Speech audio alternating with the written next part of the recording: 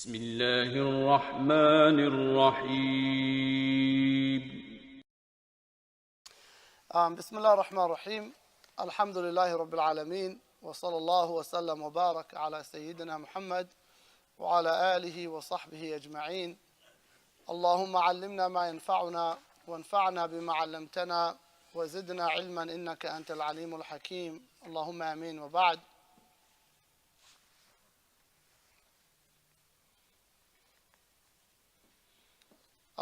We are covering the rulings of imamah. We haven't finished that section of the book yet. And so we have just a small portion of it left, inshallah ta'ala. So the author, rahimahullah, he talks about the forms of following imam are 9. Or he makes a section. He says the forms of following an imam are 9. And he's doing this based on gender. A man behind a woman behind a man, a hermaphrodite, behind it, and so on and so forth. And so, inshallah, we'll cover these rules. The first ruling is, he said 5 which are valid. 5 are permissible for a male to pray behind a male. A man can pray behind a man. And second, a woman can pray behind a man. A female to follow a male. So a female follows a man is permissible. The only, I think, etiquette we would mention, a woman shouldn't follow a man in a private space. Right? If a woman and a man are not mahram, and they're in a private musalla or work, a shared space at work or college campus, and there's only 2 of them, they shouldn't be praying because a man and a woman shouldn't be alone together. And so they should wait for, a third person to enter, or one person should use the space first, and then once they finish, the second person should enter. But a woman and a man shouldn't be in a space alone. If it's for a brief moment, like going on an elevator, then that's not a problem. It's something quick, casual. But if it's for, 5 minutes, 10 minutes, a man and a woman alone, it's prohibited. And so that's an etiquette that has to be mindful. We have to be mindful of, is that a woman and a man should not be alone. But in general, a woman can pray behind a man. So any woman, regardless of mahramiyah, if there is 1 woman and 2 men, she can follow them. It's permissible. And then he brings up the issue of hermaphrodites, and these are individuals born with both male and female organs, and so their organs are abnormal. And so here they talk about a hermaphrodite can follow a male, but a female cannot follow a hermaphrodite. Jazakallah khairan. And so that's just regarding that. Inshallah, we're not going to speak much about that. These are very rare instances. And then the last mas'ala is for a female to follow a female. And so a woman can pray behind a woman. Somebody might ask about a child, and can a woman lead a child? And can a child lead a man? What's the ahkam? And so the ruling is, remember we said people are 3 categories. There's children. There's mumayyiz. Mumayyiz are children who have reached an age of roughly 7, 8 years old. It's called the age of discernment. They can tell right from left. They can make wudu correctly, pray salah correctly. Children of that age can lead the salah. And they can lead grown adults. And that's why we have in some parts of the world, you have young huffaz, young gifted boys who have studied and memorized the Quran. They are maybe just 10 years old, and they haven't reached the age of maturity. Yet, they're leading the entire congregation. And so, it is permissible for a child, a mumayyiz child, to lead men and women alike. Now, the issue comes, can a woman lead a mumayyiz child? So, can a woman lead her son, a mother, can she lead her son, who's 8 years old, 9 years old? And the hukum is no. At that age, he is not allowed to pray behind his mother or any woman. He can pray alone, or if they want the reward of congregation and he's mature and responsible enough, he can lead the salah. That is the majority opinion. The majority of our scholars say no. There is a minority opinion that says it is allowed.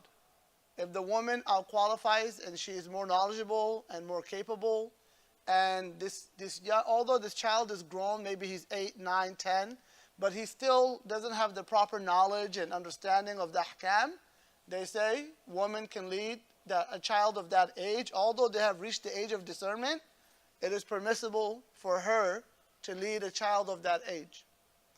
And so that is an opinion that I don't encourage, because we don't want to, we want to really make this, our deen has set clear boundaries on the position of men and women. And so we don't want to really transgress those boundaries. And we want to respect the limits that the Sharia has set. And so for those masail, a woman who has a child, a boy of the age of 9, 10, she shouldn't lead him. She should teach him to pray the salah correctly, and teach him to start assuming leadership and responsibility and lead the salah. And until then, he should pray by himself or follow another man. But she shouldn't follow him, or he shouldn't follow her, and she shouldn't be leading him at that age. And so that's just my position, and I adopt the classical position of the majority. But there is a minority opinion that says if a woman qualifies, even some of them even say like an adult man, but they say that a scholarly woman can lead a group of unqualified adult men, but she leads them from behind. There's this opinion. It's a very, very minority, very weak opinion, but some of them even permitted that. And so it's a very weak opinion, and really nobody of the ummah acted upon it. The entire ummah history until this recent generation, you've never seen any woman ever lead a congregation. It's an innovation. And so although that opinion has very specific conditions. It has to be a group of men who are unqualified to lead the salah. They can't recite the Quran properly. They don't know the ahkam of salah correctly. And she's scholarly and more educated. Then they say she can lead, but she leads from behind the line. And that again is a very, very, very weak minority opinion. And what people are doing today doesn't meet those requirements. This movement today of women leading the congregation and co-ed jama'ah, where women and men pray in the same stuff, that is a bid'ah, an innovation, and that is misguidance, and there's no basis in Sharia to permit such behavior. We had that in our own city, Seattle. There was a community that was doing that. We just don't know them. They're very small communities, but that was a fitna that happened. We know I believe in California there's a community that did that as well. I forgot which area. And so, but in no basis is there the permissibility for that. There are some very unique opinions, and those very unique opinions have very specific conditions, which people aren't meeting, and so the ummah has never acted upon them. And so I hope this doesn't is this to give clarification and not confuse anyone, inshallah ta'ala.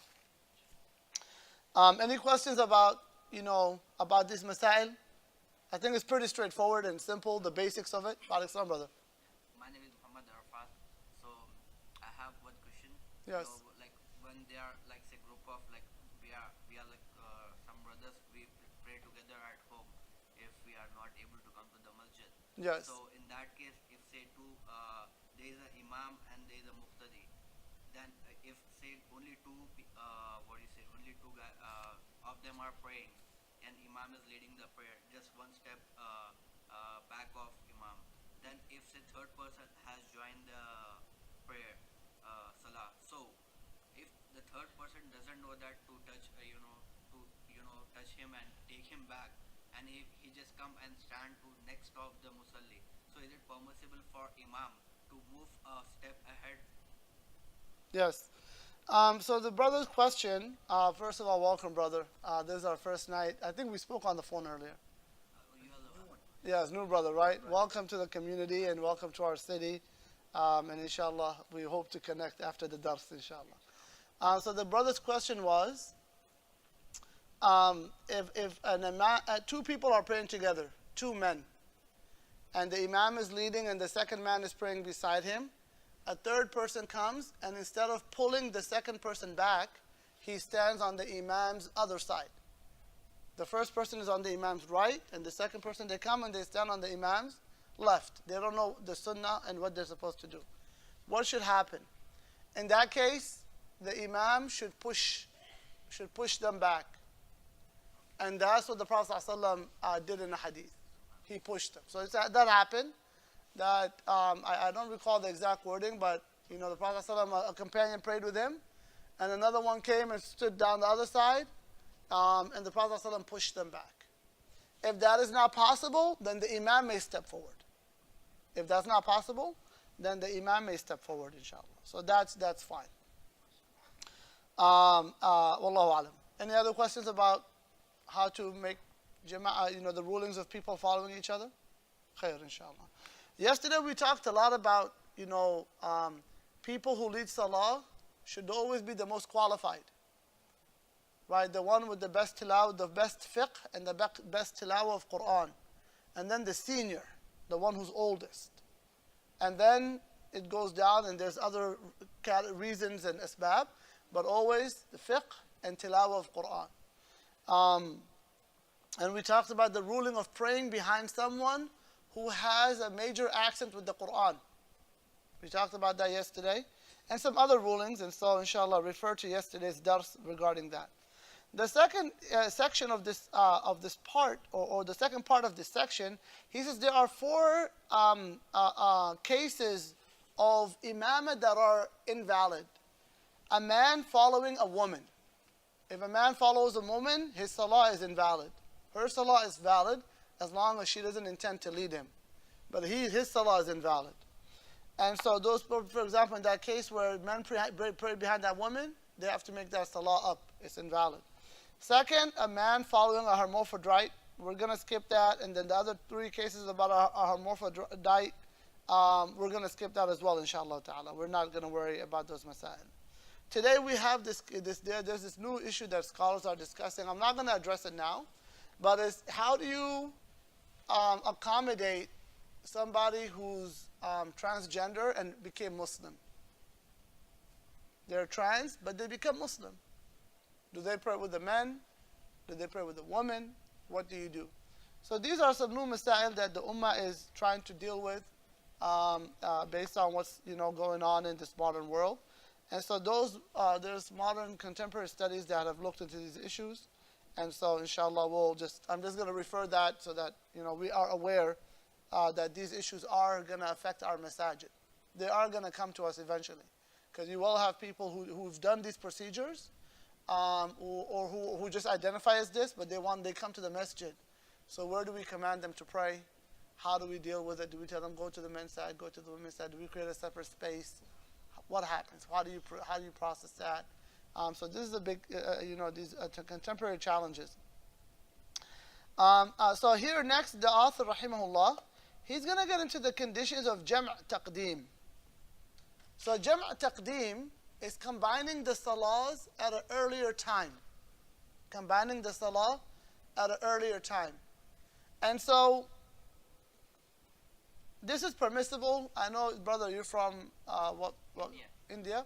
So in the Hanafi school, I know they don't combine salah.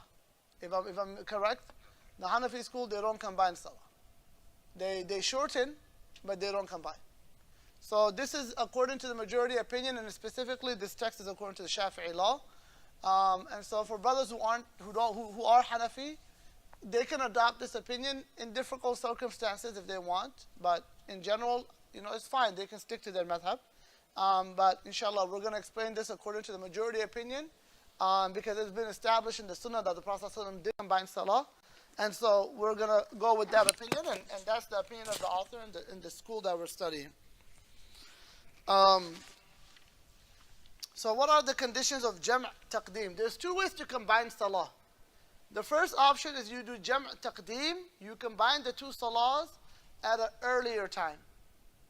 And the other option is jam' ta'khir. You combine the two salahs at a later time. So each one has its own conditions. And so we'll read through them inshallah briefly and answer any questions. He said the first condition is you begin with the first salah, which is very straightforward. If you're combining dhuhr and asr, you have to start with dhuhr. If you're combining maghrib and isha, you have to start with maghrib. How about if somebody says, I came to the masjid and the congregation is praying asr, what should I do? And they're traveling. We tell them, pray, make the intention of dhuhr, pray behind them, and then you pray asr afterwards by yourself.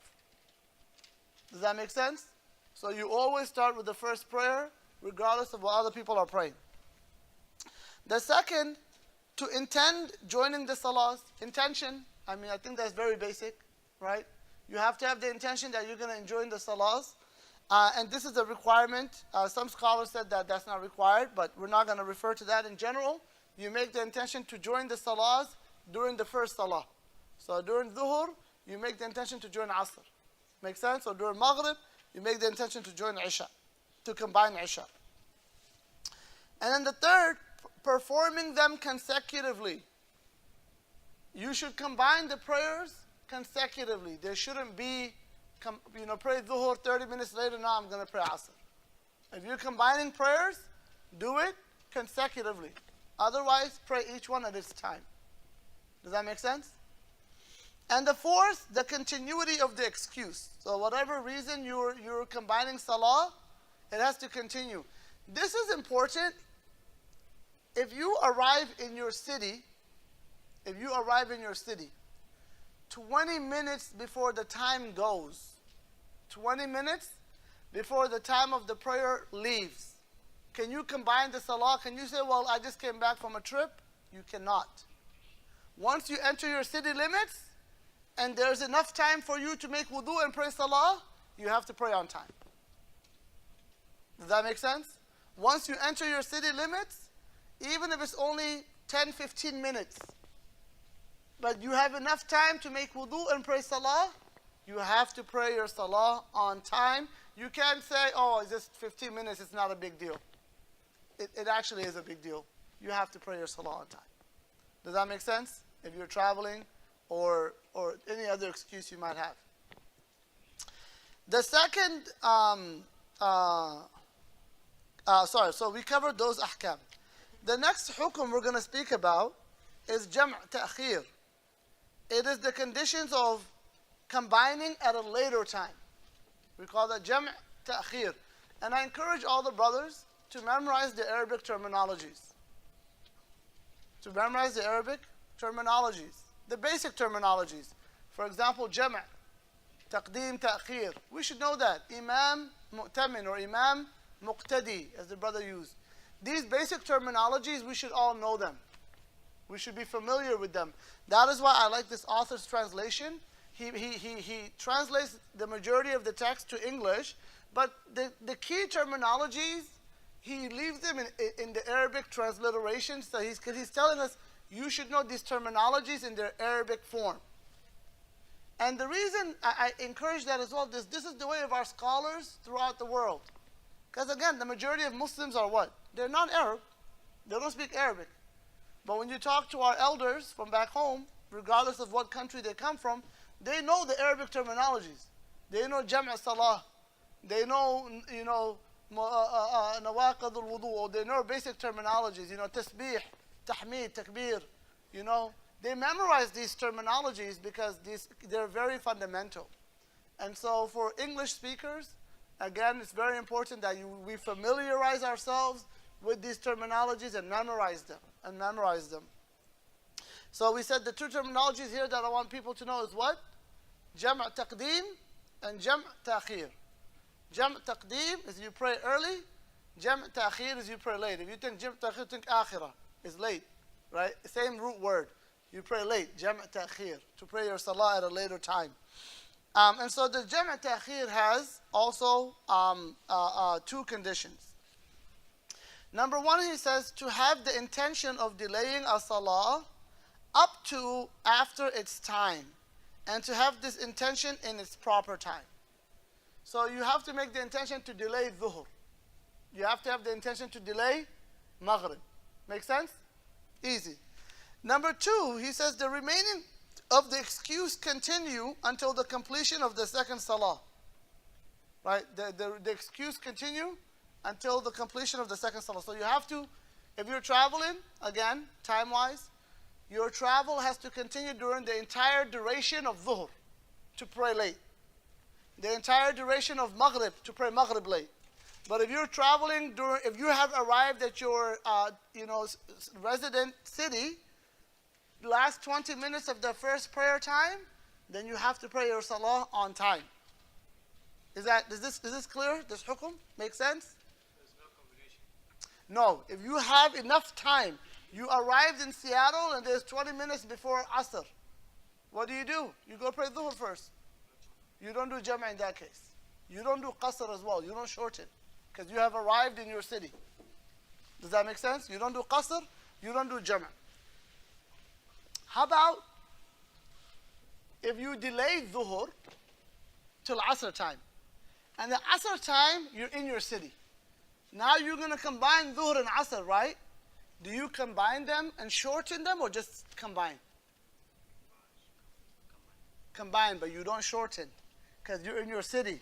You're not allowed to shorten the prayer if you're in your city. But the first one is going to be a qadha. No, it's not qada. It's not qada. It's permissible for you to combine them because you were traveling during the entire time of dhuhr. Make sense? But the time when you were making salah, you're in your city.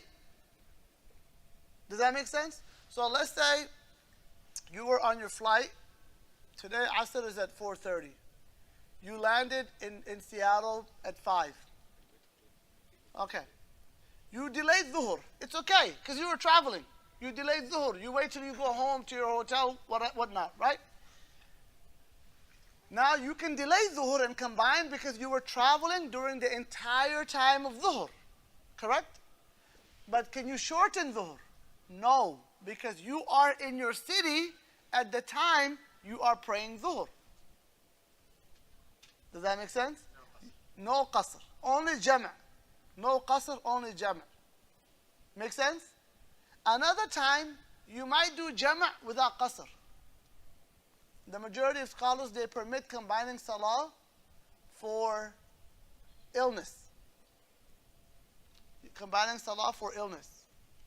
So if you're ill, you can combine salah. Yes, you have a fever, you have the COVID, very tired, fatigue, you had a procedure, you're in and out of using medication, whatever the reason might be. You just have extreme cold, and you're just really sick, and you don't. And so you can combine salah. Yes. Can you do qasr? Can you shorten the salah? No. You can. So you sometimes you combine without shortening. Does that make sense? Sometimes you combine without shortening. So not every time you combine, you have to shorten. And so we gave two scenarios. One scenario is you were traveling during dhuhr, but when you were combining dhuhr and asr, you were in your city. You don't shorten. You're only going to combine. You're ill.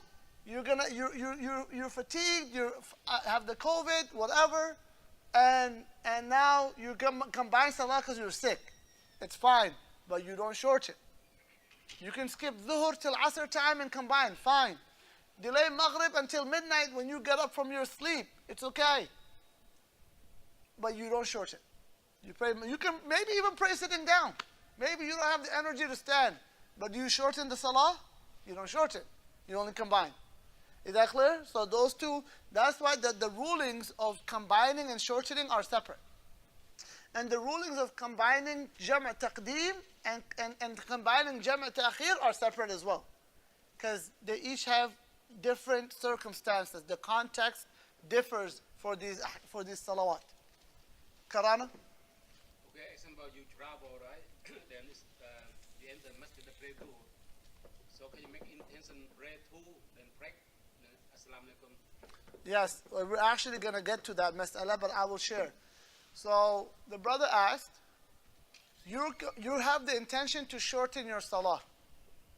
You have the intention to shorten your salah. You're traveling. Let's say you went to Lacey. Lacey is somewhere you can combine your salah and shorten your salah if you're from Seattle. If you're from Seattle and you go to Lacey, it meets the requirement to combine your salah and shorten your salah. You come to Lacey, you enter the masjid. The masjid is praying dhuhr 4 rak'ah. But you want to shorten your dhuhr. You're like, oh, I'm just going to make my dhuhr 2 rak'ah because I'm traveling. You cannot do that. If you're praying behind an imam who's praying 4 rak'ahs, you have to pray 4. Even if you're a traveler. If you want to pray 2, pray by yourself. Or pray with somebody who's shortening their salah like you are. But if you pray behind an imam who's praying the full 4 for dhuhr or asr or isha, you have to pray the full 4 even if you're traveling. Does that answer your question? Inshallah. Yes, Haji.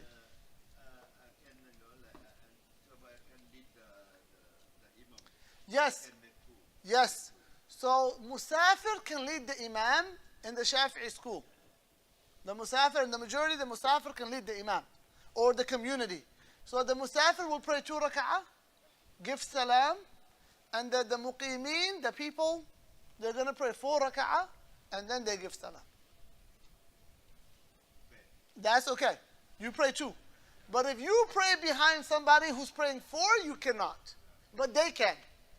Does that make sense? They can pray the 2 after somebody who prays 2. But if you're praying 2, you have to do the all 4. Make sense, brother? Can we do 2 Musala and I the lead Zuhur for 4? We count the group like 2 or 3 people. Can we bring another group for to make While they're praying salah? Yeah, we make it 2 as well. If it's the jama'ah of the imam, no. If it's the jama'ah of the imam, there should be no second jama'ah in the masjid while the imam is leading the salah. But if it's not the imam, if somebody came late, some brothers came late, they're praying jama'ah and you're musafir, so you're going to pray with your own group, that's okay. There's no sin there. There's no problem there. But you don't pray jama'ah if the imam is leading. You don't also pray jama'ah in a home without the person, the head of the household present. And you don't lead the man of the house without his permission and consent. So that's important. Sometimes brothers, they go to somebody's house and they want to pray and they precede the sahib al-bayt, the man of the house. You're not supposed to. You wait for the imam of the house to come and he says, okay, let's pray. And then he appoints who he wants to lead the salah. Nobody tells him, tell this, no. He's the imam of the house.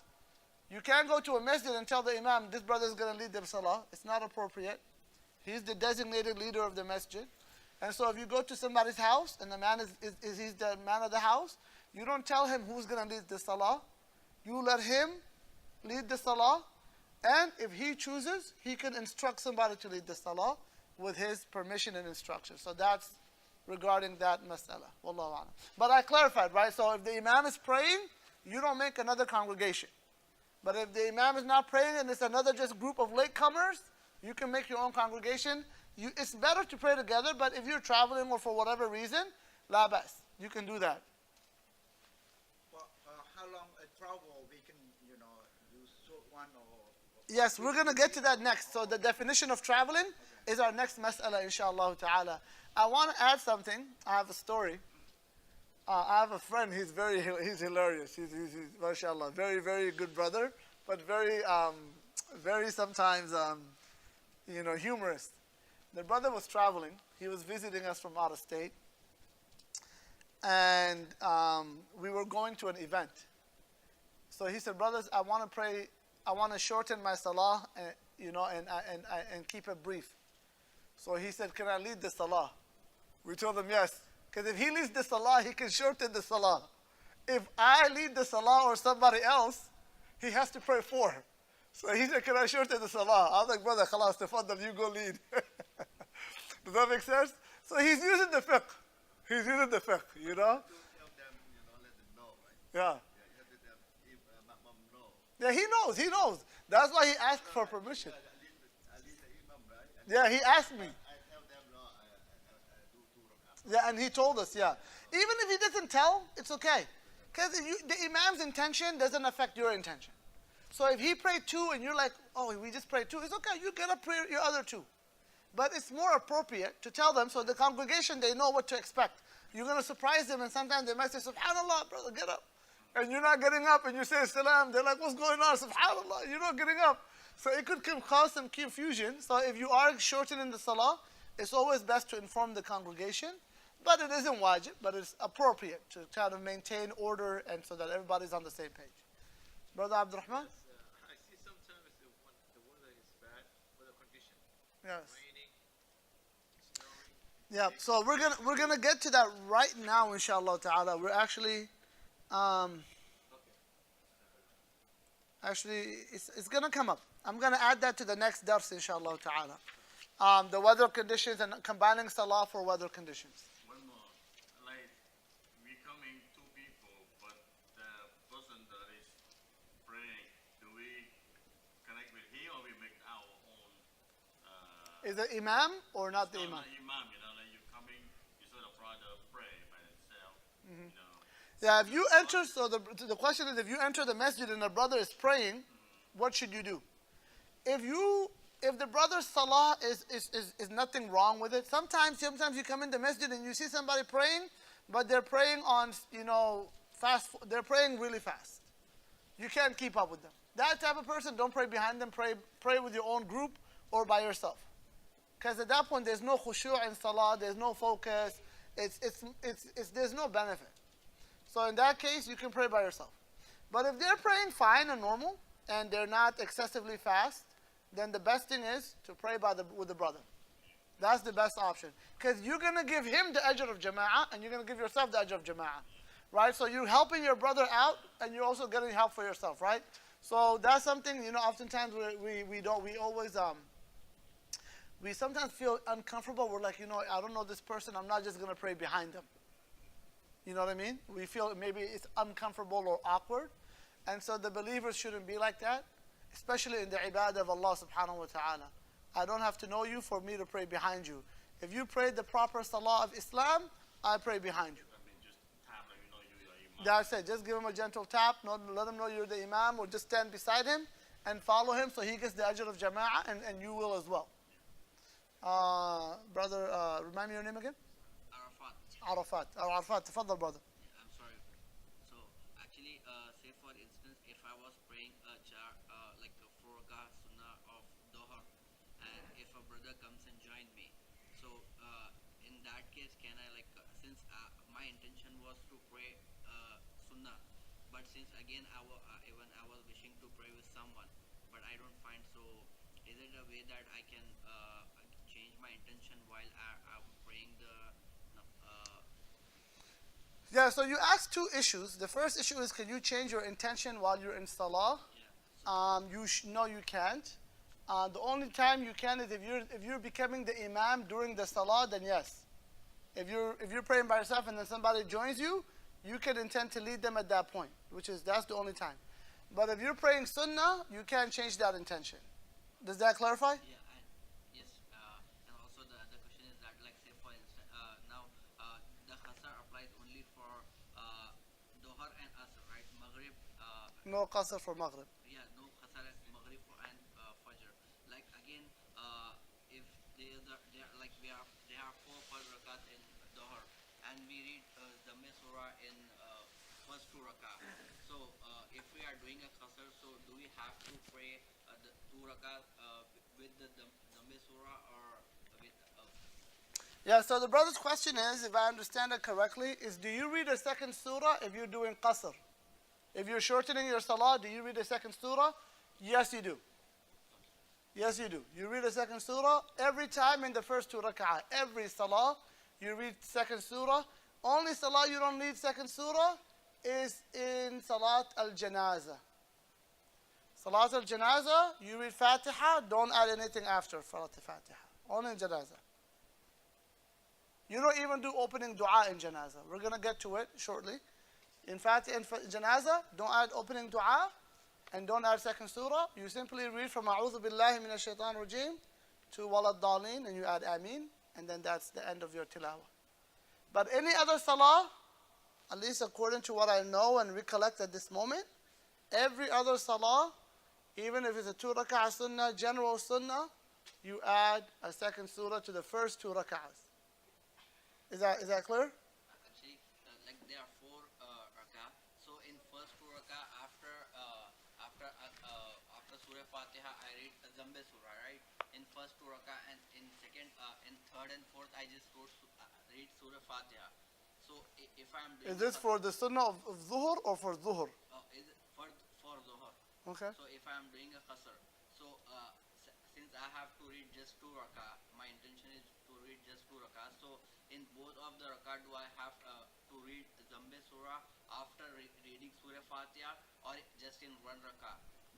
For both rak'ah. For both rakah. For both rak'ah. You read a second surah for both rak'ah when you're combining your salah. Okay. Does that make sense? Yes. Yes. Let's read this masala. Actually, before that, I want to address the issue of combining the salah for extreme weather. So, classically, heavy rain was extreme weather. And some parts in the world, it still is. Heavy rain is extreme weather.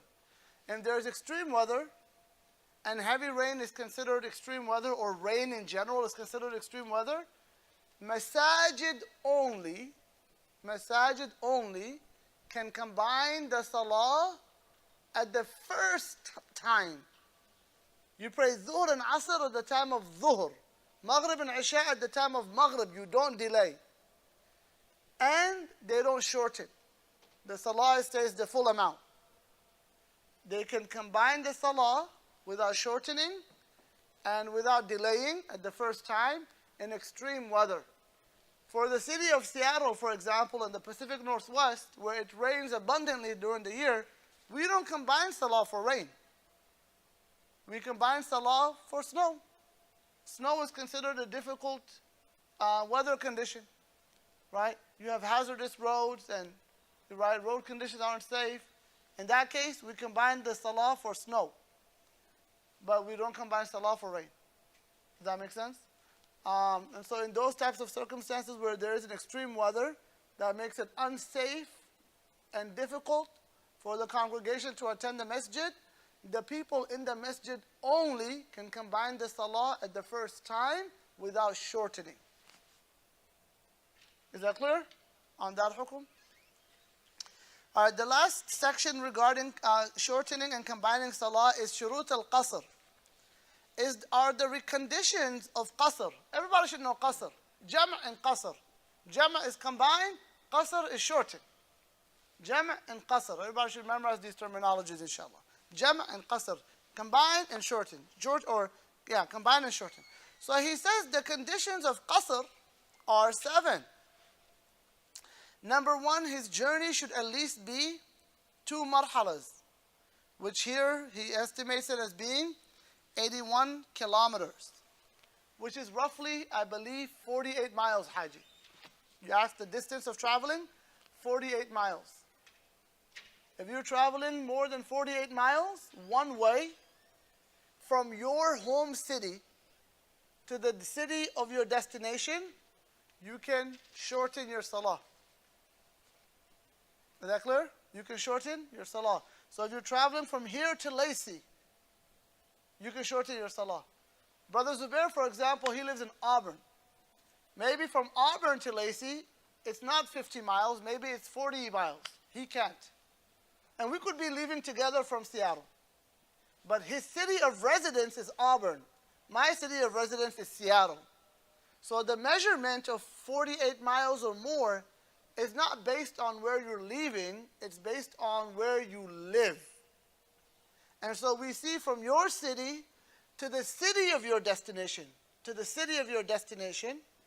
if it meets 48 miles or more, you are allowed to combine and shorten your salah. Is that clear? Make sense? When can you start combining and shortening your salah is the second question. You can start combining and shortening your salah as soon as you leave your city limits.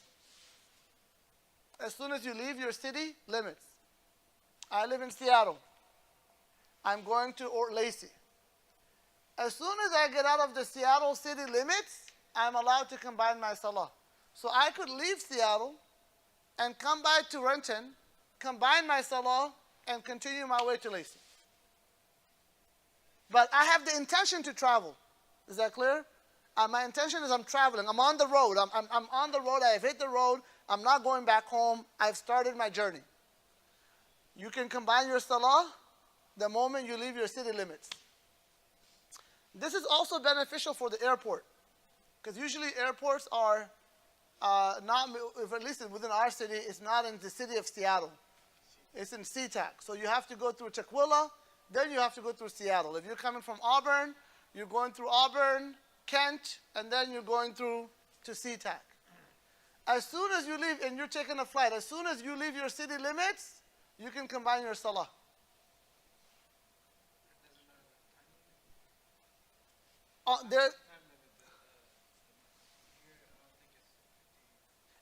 If your destination, because the measurement is your destination, not your current locality, your location. So the measurement is based on your destination and the city you live in, your resident city. That is how you measure. So as soon as you have a journey where your destination is 48 miles or more, then you are allowed to combine as soon as you leave your city limits. And so with brothers who are taking flights, and sometimes there's no, today I think they have like a meditation room at the airport, but sometimes you just don't have the time, whatever reason. You want to stop at a masjid before you leave.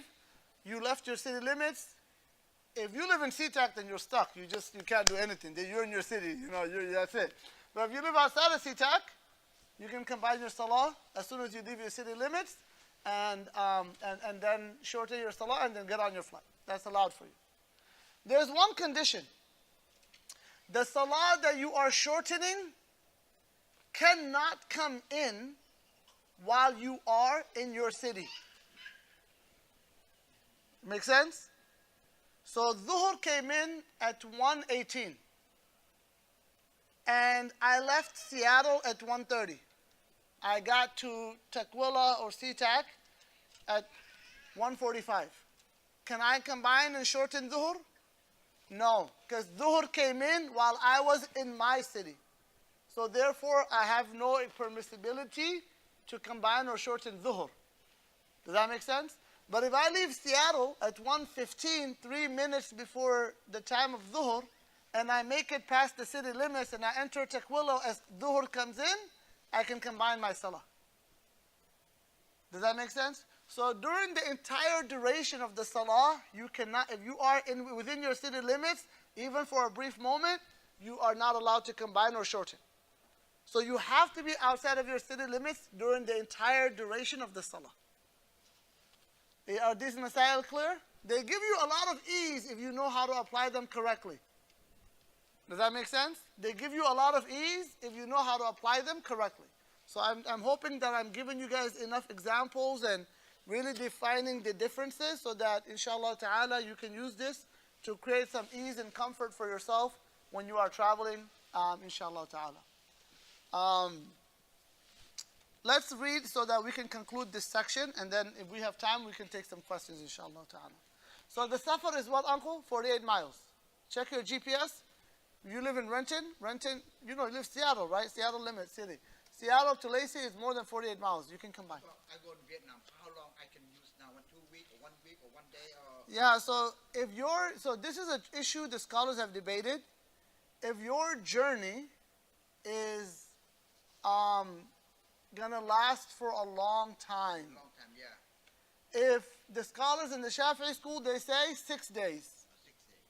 6 days. 6 days. The Hanafi school 15. And there's another opinion that says 21. So, What kind of use? me personally, anything more than 50, even like over 7, 8 days, I don't combine. If I'm there more than a week, I don't combine. If I know I'm going to be in my destination for more than a week, I don't combine. But or close to a week, 8, 9 days. And that's another opinion they say. They don't give a number. They say if you are there within a short period where you're considered a traveler, they don't put a number. They say more like you're in the condition of a traveler. You're staying at a hotel. You're still jumping from place to place. There's no stability. They don't give a number. They say if that is your case, without giving a specific number, you can combine your salah. And so that is the opinion that I personally adopt. I don't adopt the number. So roughly 8 to 10 days. If I'm staying in a city more than 8 to 10 days, I'm usually going to get me a home, an Airbnb or something, right? Get myself comfortable. So if you're staying somewhere more than 8 to 10 days, even if you're staying at a hotel, if you're there for a month or two, you're staying with your family members, at that point you shouldn't be combining or shortening salah. You should pray your salah regularly. But if it's, within that, again, period of a travel, 8 days, 7 days, 10 days, up to even the Hanafi school, let's say 15, it's okay. But once you you're going to stay there for more than 15, no. Once you know you're staying there for more than 15, no. Somebody can ask, Ya Sheikh, can I combine during the first 15 and then after that shorten? I'll pray regular. You can't. It's based on your intention. If you are already intended, I booked my flight, my return flight is 2 months later, 1 month later. From the moment you land in that city, you're considered a resident. From the moment you land in that city, you're considered a resident because your intention is to stay there for an extended period of time. Make sense? Haji, you have another question? Yeah. No, that's okay. That was the one? Yeah. I answered it? Yeah. Okay, alhamdulillah. So if that was your intention, you're staying. If you're moving from city to city, and you're not staying in one city for more than 8 days, 9 days, then you can keep combining. If you're moving from city to city. But we know the day we come back. We know the day we come back. Yeah, but if you're constantly moving, like let's say you're a corporate guy, you have different meetings, you're going to different cities, right? You're not staying in one place. Then you can. Let's say you're going to Umrah or Hajj. You stay in Mecca 5 days, Medina 6 days, you go Ta'if a couple days, Jeddah a few days. You're always even though you're there, gone for a month or but you're not staying in one location for that time. So you're still a traveler. You're still a traveler. Make sense? Yeah. But this is if you're staying in one location, you're not moving around. Then at that point, if you're staying, we can go with the Hanafi school. And I generally take this opinion that there's no number. That is more, circumstantial. If your circumstances are that of a traveler, then without a specific number. Unless it's really an extent. Some people try to, there's a fatwa, and it's out there. They say even a year. They say they come, like we have some international students, they come here, and they get this fatwa like, listen, that's not your home country, you're a traveler, even though you're an international student, you do Jama' Qasr for the entire year you're there. That's extreme.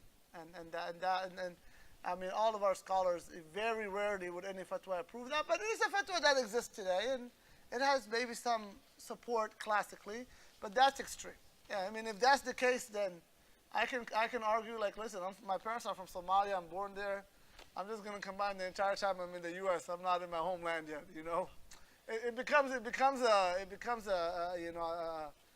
door to kind of, subhanAllah, without limits, you can't shut those doors once you open them, So that opinion is, be careful of such an opinion. So with that, again, I say short time. If you're conditioned of a traveler for a short time, la bas. But if you're going for an extended amount of time, then even, at that point you have to pray regularly from the moment you land in your city, from the moment you land in your destination. Make sense? Alhamdulillah.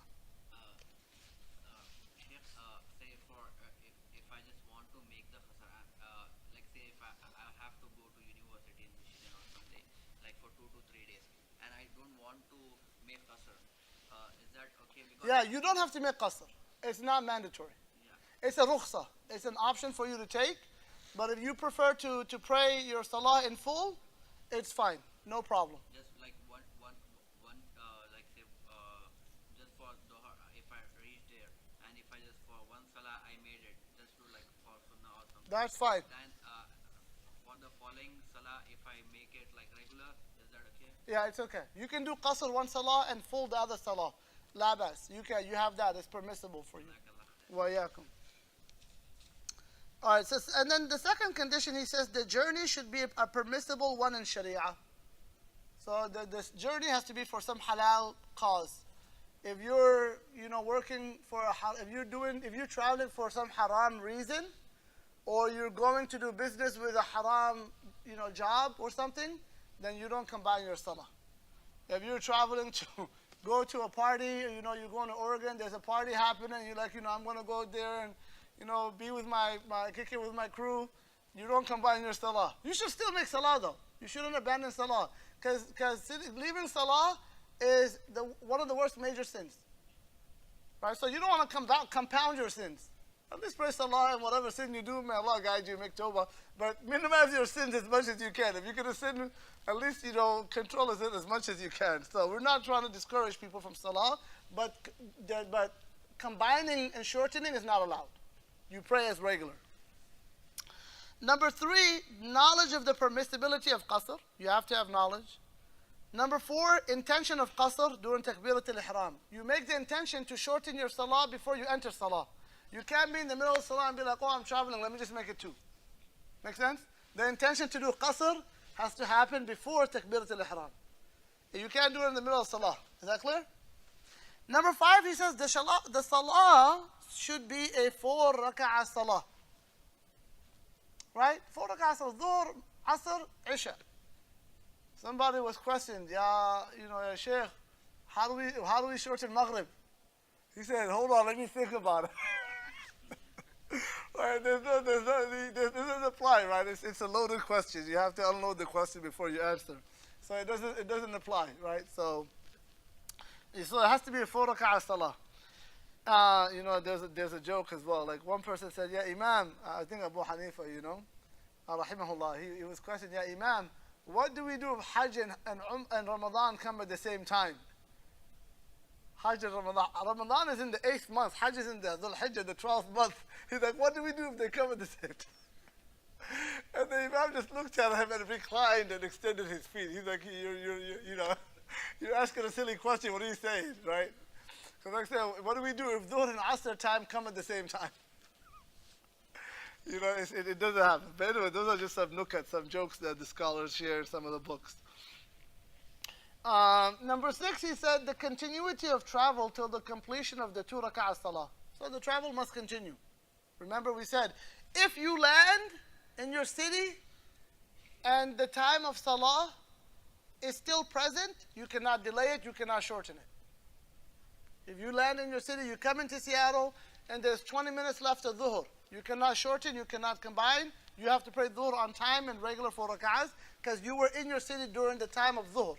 And if that happens at the beginning, you were in the city of Seattle during the first 10 minutes of dhuhr, you cannot combine or shorten because the salah time entered while you were in your city. Is that clear? So you have to be traveling during the entire duration of the prayer time for these rukhas. Rukhas are exemptions, for these exemptional ahkam to apply. Number 7, he said that he should not follow one who is performing salah completely in any portion of his salah. Right? So we said that earlier, that if you're traveling and you pray behind somebody praying 4 rak'ah, you have to pray the 4 rak'ah. You can't shorten. So the person you're praying behind, if they're praying completely, khalas, you have lost your exemption to shorten the salah. You must pray completely. Salatul Jum'ah. Let's see how much. There's a lot left in Salatul Jum'ah. I'll give an introduction about Salatul Jum'ah tonight, and inshallah we'll also talk about it, discuss it tomorrow. Jum'ah is a wajib upon all adult male, capable, non-traveling men. In this society where we are a minority and we are isolated from one another, this is a very, right, just the lifestyle in a Western society. It's a lifestyle of individualized lifestyle. There's usually, if you live in especially if you live in an urban community, there's no strong sense of community. Or in an urban city, there's no strong sense. The sense of family and community is lost. You don't have cousins that you visit, and uncles and aunties and neighbors and right people that you connect with and hang out with and socialize with, and your kids just go to the usually in urban communities, you don't find this type of lifestyle, even suburban communities. A lot of times you don't find this. And this is kind of the general culture of Western nations today, and the way modernity it kind of is. So why am I mentioning that? Jumu'ah is the salah that connects us as a community. If we lose Jumu'ah, what connection do we have to our community? None. People who don't come to Jumu'ah usually don't come to Fard Salah. Right? And so for children and for our youth growing up, don't think of Salah to Jumu'ah as like, is it wajib for them to come? Okay, they're children, maybe they're excused. Maybe an exception can be made. But think of it as, my children need this in order to feel and identify with the Muslim community. If they don't get this regularly, they are not going to feel as part of the community. And we have this. Children who frequent the masjid, they feel like the masjid is their home. Children who rarely attend the masjid feel very uncomfortable in the masjid. They feel like strangers. They say, I don't know those people. It feels awkward. I don't know what they're doing. It was intimidating. You know, I don't know who these imams are. They're scary and intimidating, right? It really does like ostracize them and really, you know, isolate them from the community. And so with that, I encourage parents, every opportunity you get, bring your children to the masajid so they have a community they identify with. It is better for their mental health, their development, their iman, their sense of identity, their aqidah, and it is also education. Especially if you have, you know, good khutbah and educational reminders and so on. It's because every week you hear something new. Ayat, akhlaq about Islam, this, that, you know, the sunnah. You hear all these reminders, so eventually, you know, it leaves an effect on you, and you take some of it home. And so for families who live in distant cities or, you know, who are working like corporate jobs and they don't have time to take their kids, I really, really, really encourage them, like, find a way to take your kids as often as you can. And even if they skip school a few hours every other week, you should do it. I encourage it. It's fine. It's better. You'll be so focused on them not missing an hour or two of class that you lose your kids' faith and you don't even realize that you're losing their faith. So I really encourage that. And once they reach adolescence, at that point you should really try to do that. Like, it's absolutely critical. Because adolescence, all the fitan that's going on in schools, I mean, the schools that's where everything's going down. All the parties, all the connections, kids connecting, dating, romance, music, culture, you know, all of it is going, all of that conditioning is happening in high school during those teenage years. So if you have high schoolers, it is absolutely, absolutely, absolutely critical that you bring them to the masjid for the well-being of your children and for the development of their faith and their identity, so that they grow up feeling like they're part of the Muslim community. And so I'll close with that reminder for tonight, inshallah. And we will continue tomorrow night with Ahkam Salatul Jum'ah and Ahkam Salatul Janaza. And we will conclude the entire section, inshallah, on Salah. اللهم علمنا ما ينفعنا وانفعنا بما علمتنا وزدنا علما إنك أنت العليم الحكيم وصلى الله وسلم وبارك على سيدنا محمد وعلى آله وصحبه والحمد لله رب العالمين.